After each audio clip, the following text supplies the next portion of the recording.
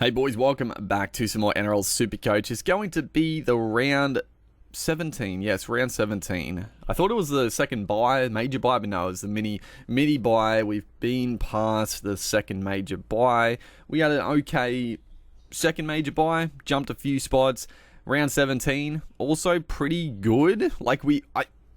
I thought this was going to be an absolute shocker this week. We were obviously saved a little bit by the last game of the round. And also, I mean, looking at the scores quickly a minute ago, like there were pretty decent scores across the board. A couple of shockers. And I mean, that was, like, a lot of people had that. I don't think, like, there were definitely some big scores this week, but there was it was a lower scoring week. Let's just put it that way. There were basically no Origin players that backed up, barring, like, fucking Angus Crichton playing the full 80 minutes, which was, like, like, why? Like, I don't know, man. Angus Crichton's an absolute machine. Thankful. I mean, it was sort of, like, good, though, right? Because it would have been worse if he got rested, because, I mean, obviously he could have got out and banged out 100 and made more money, but we were sort of hoping he played, and, like, I was expecting him to get a bit of a spell, but he only scored about 50 points. He'll lose some cash. He'll have a massive break even this week. So fingers crossed Crichton can, he's not going to get cheap, but he'll get a little bit more affordable in the next couple of weeks, thankfully. But yeah, a lot of the other big guys, like obviously Lomax missing was a big one because he absolutely killed us last fucking time in round 14. He went absolutely monster. There was no Penrith players, no Cowboys, no Bronx, no Stormers. Yeah, a lot of resting. So a lot of people were a little bit slim, I would say. I mean, my team's pretty good. Like, I had, honestly, again, too many options. And you'll see here a little bit of a frustrating one. But we start out with the dummy halves. Now, Brayley, 37 points. I will fucking take that. Brayley, oh my God. I just... Oh... we had it planned out pretty well. Robson got... I was a little salty Robson did get rested. I mean, I don't know. Like, he had a pretty long backup. I mean, the Cowboys ended up beating Penrith, so, like, it worked out pretty well for them. But I really thought Robson would play this game. He didn't. Harry Grant didn't back up either. So my plan originally, like I said, was it's fine. Hopefully Hines goes well. Fucking... that did not happen. But hopefully Hines went well and we could have taken the free loop in our dummy half spot. It would have been fine. I would have taken the loop. No questions asked. Hines fucking stunk. Absolutely stunk. I mean, he got like 50 points, so it's not the worst score in the world, but for the price and for holding Hines all this time, it hasn't really helped. It hasn't really paid off holding Hines, that is for sure. But yeah, Brayley, thankfully, a couple of head knocks absolutely saved Brayley's score. There was a early knock. Did Crossland get a head knock twice? I think he did. I think it was him that got the head knock early. Or it was someone... it was someone else. I think it was Elliot. Elliot did. So Crossland went to 13. Brayley went on a little bit earlier than I think he might have. And then he was on about 20-odd points, and they fucking took him off again. And I was like, he's not getting back on. There's no shot. Like, they're just going to run with Crossland for the rest of the game. And thankfully... I mean, not thankfully. You don't want to see a head knock. But Crossland obviously copped a pretty nasty knock. He went off, and Brayley, he scrapped it. He scrapped to 37 points. So...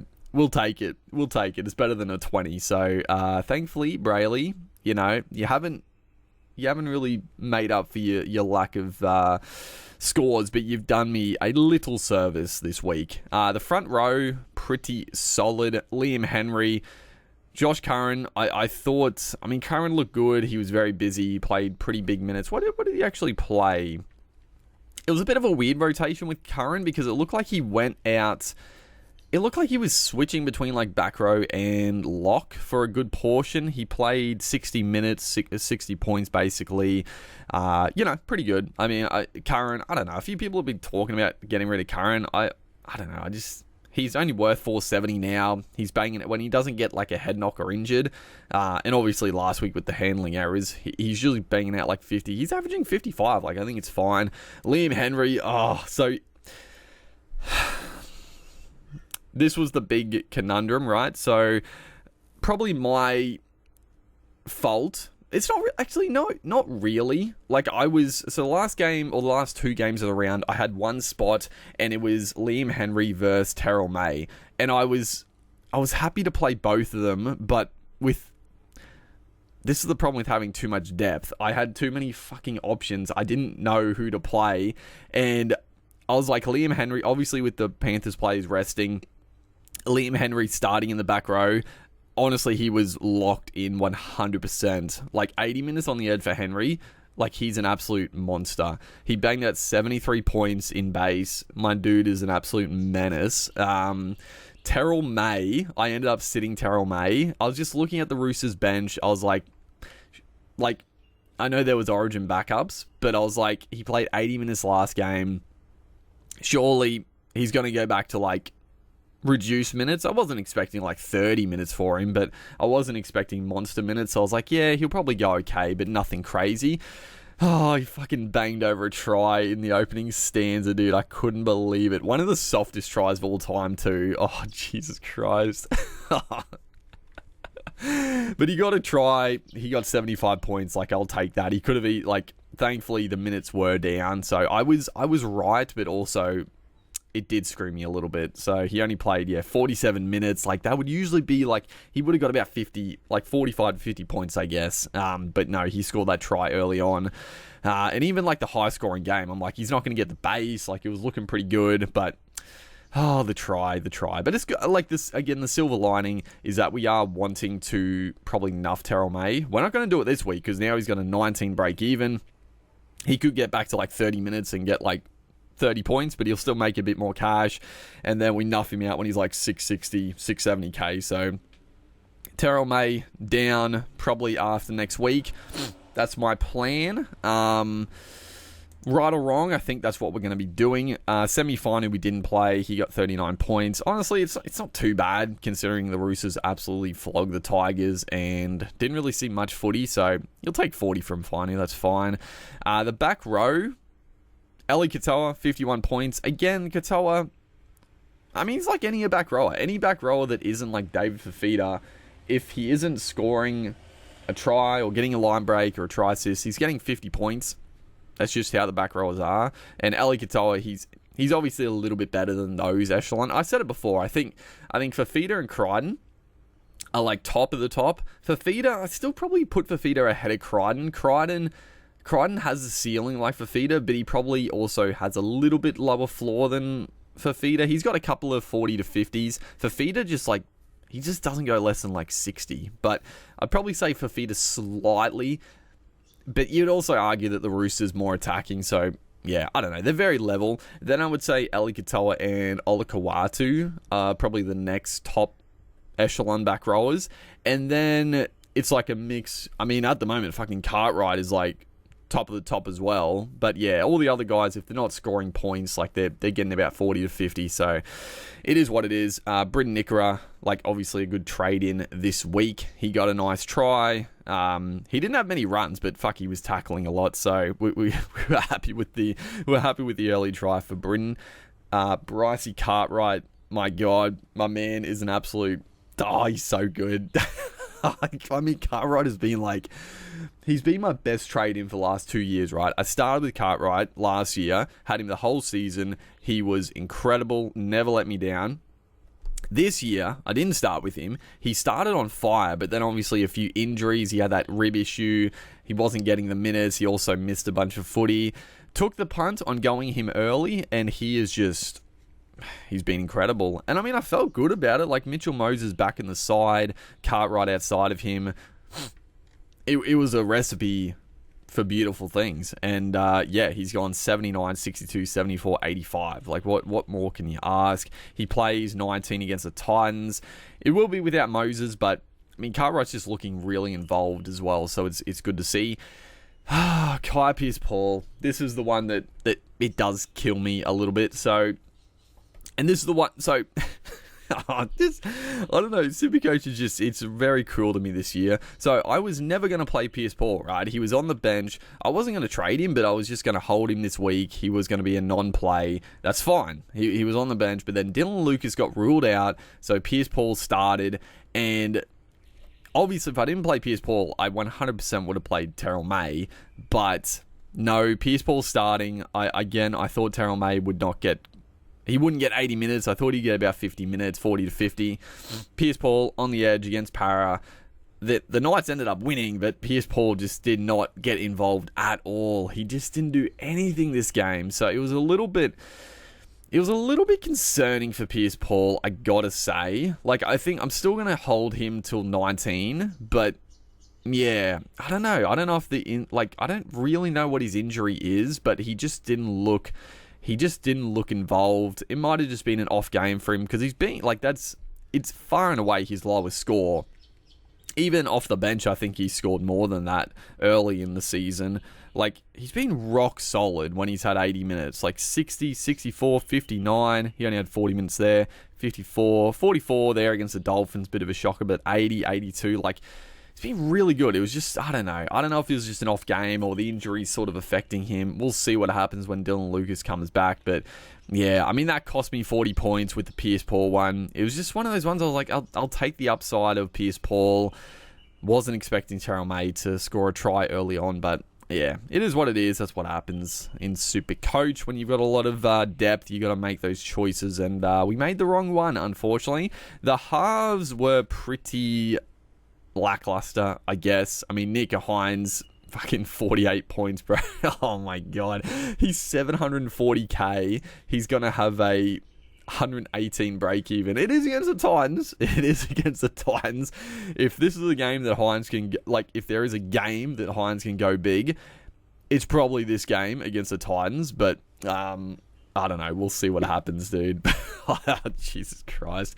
The most annoying thing about this is that everybody's going to get in Hines this week, right? Like, everybody that doesn't own him, personally, I think this is the perfect chance to get Hines in. I don't know. Like, if you don't, I think you're making a big mistake. Like, he's lost so much cash. He's 740,000 for Hines coming up against the Titans. He's playing round 19. If you don't get him in, you're making a big mistake. And that's the frustrating part. It is going to cost people an extra trade that traded him out and getting him back in, but yeah, he has not made people pay that got rid of him. It's been a great decision to get rid of him, and now is the perfect time to get him back in. Tyron Wishart, 53. He got that nice little line break at the end. Unfortunately, Coates bombed the try. It also did his hammy, so he didn't get the try assist, but 53, it's fine. Like that. I mean, Wishart's been incredible for us, but he's always going to get a low score occasionally. He's been great, but without the attacking stats, he's not going to be on the level of some of the other halfbacks. But yeah, 62 break even. He still can make a bit of cash for us. And then, yeah, we'll decide what we're going to do with that spot when, obviously, Munster comes back. Lockie Galvin, 59 points. I mean, I was looking at this game. Actually, I screwed it up anyway. Like, before the Roosters game started, actually right on kickoff, I was like, fuck, why didn't I play Terrell May over Galvin?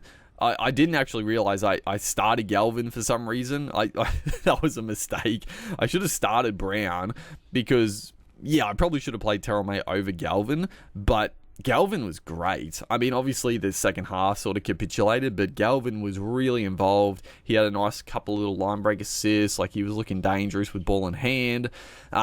Scored 60 points in an absolute drubbing. Like, Galvin is an absolute gun as well. Obviously, again, we lost a little bit of points there, but I couldn't have done it anyway because I screwed up the bench there with Brown on the reserves. I don't know why I did that. That was very silly. Like, if Galvin was ruled out, I would have been screwed. But yeah, I don't know. I obviously didn't really think about that, but it's fine. And then Dylan Brown, 64. Yeah, it's fine. He's getting his average. He's getting 60s. We'll take it. And then the centre wing. Centre wing, bro. Bit of a disappointment. I mean, Dom Young, 124. Joey Manu, bro. I couldn't believe it. So I wasn't really looking at the scores of this game, but Joey Manu and Young were fucking dominating that side of it. They were causing all sorts of havoc.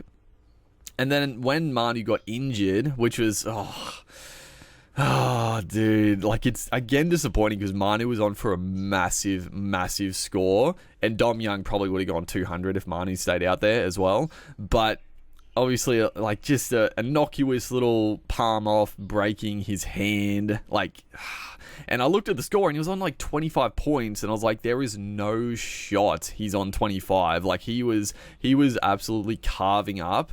So he updated a lot, which was fair. I think they probably, looking at Tedesco, I'm assuming they took like a try assist off Tedesco, which I think is fair enough. I think Manu definitely deserved one of those try assists, I think. Yeah, 48 points. We'll talk about Manu in a second. Kiraz, 52. He played a fullback, which is good. Well, I don't know. Like, I know people were going crazy that he was playing a fullback. I didn't really... Again, I don't think it really matters where Kiraz plays. Like, he's going to get the base. If he has the attacking upside, that's what he's there for. At fullback, yeah, he get his hands on the footy a little bit more often, but yeah, I thought he was good. Like, people were acting like he was terrible. Like, he diffused like so many difficult high kicks. Like, I thought he was pretty good at fullback. Like, I don't think he's a natural fullback, but yeah, I was hoping for a little bit extra from Kiraz, but 52, he's still been sensational. And then he did go off. I think he went back to the wing when, yeah, Blake Taft came on in the second half, and I was hoping that he'd get a little junk try, but not to be. 52 is what it is. Kale Iro, 48 again, just perpetual 50 points for Kale Iro. He can't buy an attacking stat. Like, he just cannot get an attacking stat, but he continues to make 20 tackles and runs the ball 20 times. So, again, not bad. Dallin with Tanny Zalesniak. I fucking hate you. Oh, thank God he got that try. 36 points with a try, off a kick. I mean, obviously, I ended up trading out Holmes instead of Dallin. I still think it was the right decision. I'm happy with the decision.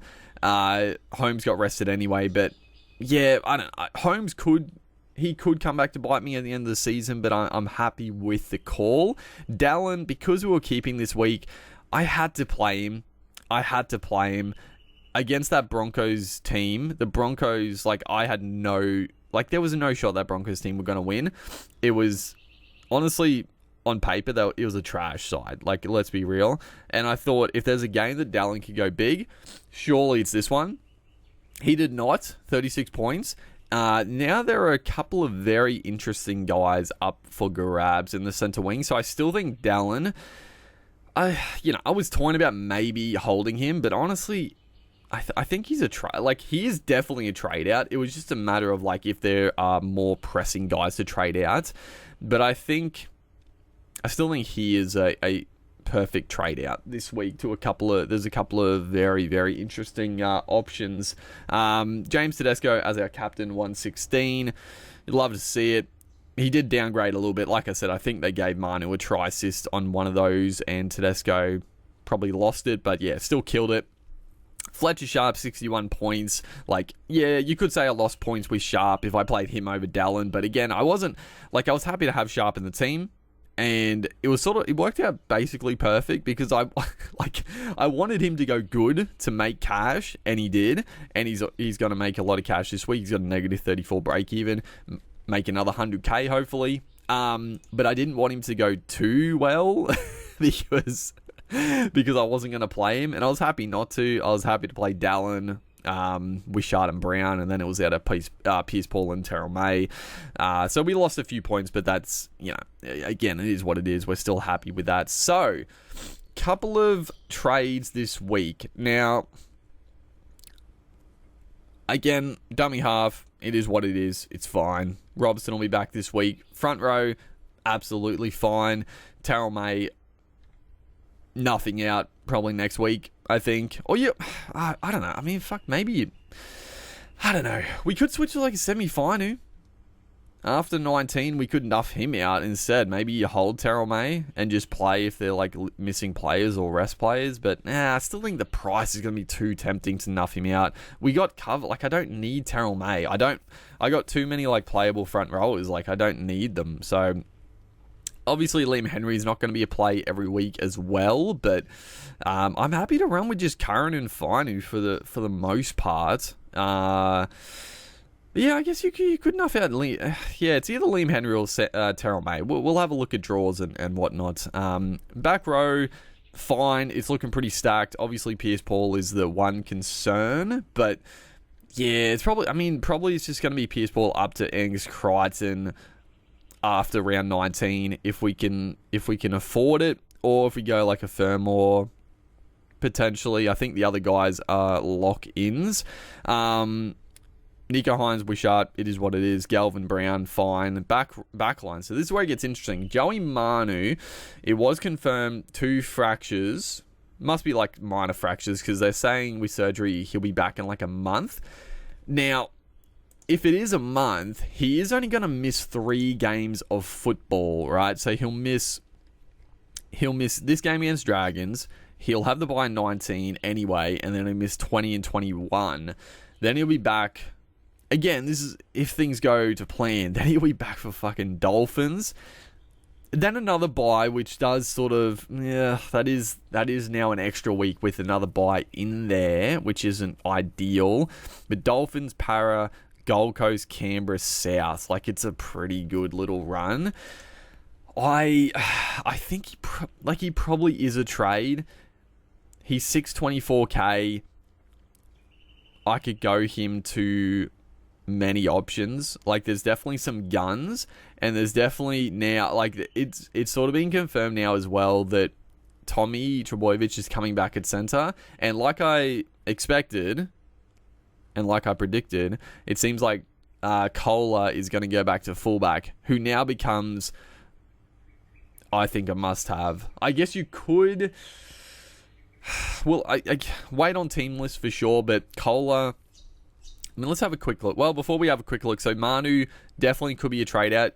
I do get the hold, but I do think, I don't know. We'll have a look. And then Dallin, I think, is definitely a trade out as well. Gagai, he's a trade out, but we're just going to hold for round 19 at this point, just that extra number. And then Sharp, obviously, we want him to make another 100k this week and then trade him up to a second gun fullback.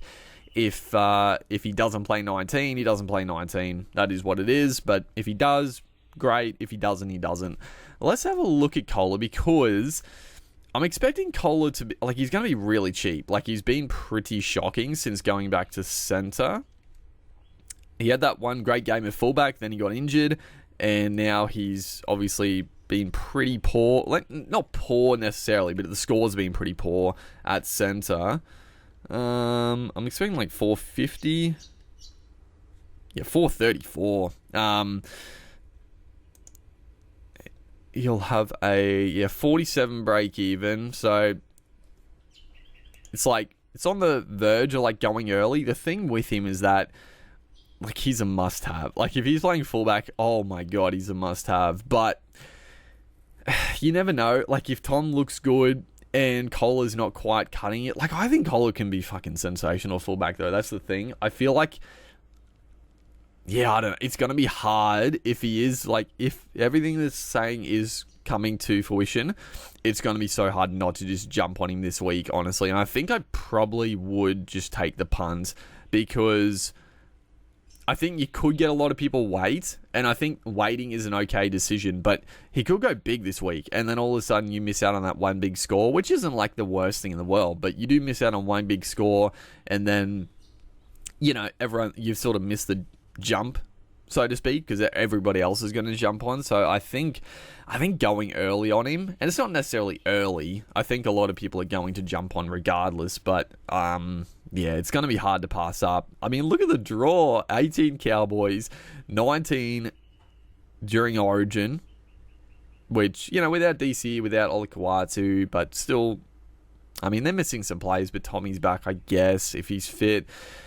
Gold Coast in 20, Roosters, they have bye in 22, but then the run home, it's up and down, but it's not bad. So, Kohler's going to be great. I mean, other centre wingers, like if we're trading out Dallin and Manu, we obviously have some money to play with. I mean, fuck, Lomax and Toto are so expensive. Like, I probably, I don't know. Fuck, I don't know who I'd rather. And do you get them in before Origin 3? I just don't know. Who else is there? Fucking Bradman Best had his one game in the season where he goes fucking ballistic, 130 points. I don't know, maybe, I don't know, looking at it, like, I would love, it's definitely, like, Toto and Lomax are, like, they are, like, not must-haves this week, but they're definitely, like, great pickups. But other than that, fuck, both, so both Thermore. Okay, well, shit, so, this has made it interesting. Bo Fermor has been given dual centre wing turf, which is surprising. That's very surprising with how they sort of usually rule it. I didn't even see that. I didn't even, like, I know he's played centre like a few games, but he's been named as centre because of injuries. He is a back rower. Like, I think it's good, but now all of a sudden, instead of going Manu to like another centre winger, we could swing Fermor down and trade Manu to Angus Crichton, but I don't know if it's worth going Crichton this week, though. Like, surely not. I just don't think it's worth going Crichton, right? Because there's no chance. Like, yeah, he scored 49, he lost 20k, he's now got 100 break even. He could definitely hit that against the Dragons this week, full strength. He's so close every run to just, like, busting through, and, like, he had, like, a line break or line break assist in this one. But then, obviously, Origin Game 3, he'll get one potentially massive game this week, which is nice, but then they got the bye anyway, but that's fine. In round 20, like, surely he gets a rest, right? Like, there's no chance he backs up. He's played 80 minutes both Origin games. He then backed up and played 80 minutes. Surely Trent Robertson gives him a rest in round 20. I mean, if he doesn't, then I think, you probably got to look at getting him almost straight in. But, like, surely he gets a rest. So, I think no to Manu to him, but you could do it. You definitely could do it. Don't hate it. But yeah, we'll talk more about that after team list, looking at the preview and whatnot. But other than that, like, obviously Ruben Garrick will be back this week, which is good. We're going to have a pretty strong 17, that's for sure. We don't have, are the Broncos on the bye? No. Oh, Jesus Christ, here we go again. Who's on the bye? I definitely don't have anyone on the bye though, so it's fine, and yeah, we're looking pretty okay. We might just make one trade, I think, maybe just going straight to Kohler. Other than that, I think we probably hold firm on everyone else, save a trade. We got 14 left. We saved a couple. We're looking in pretty good shape, I gotta be honest. So I think we might just look at one trade, and then, yeah, other than that, we'll have a squeeze at, if we're going to trade out Manu. Yeah, I don't know, but we'll look at that later. Hopefully you guys also had a decent week. I mean, it was fine, 1182, could have been more, but I mean, it could have been about 1200 plus. Like, if we played May, there's 40 points, but nothing too crazy to write home about, but not bad. It's starting to, we're moving, we're into 8,000. If we can just have a couple of jumps like that over the next couple of weeks, over the next bye, then try to come home strong at the end. We're still, we're in with a shot at, like, getting around that. I mean, the top 1,000 would be, like, the goal at this point. I don't know if that's, I mean, it's definitely possible. I don't know if it's realistic. We'll push, we'll try, but we'll see what we can do. Hopefully, guys are enjoying the content. Make sure to like and comment, and I'll see you guys in the next one.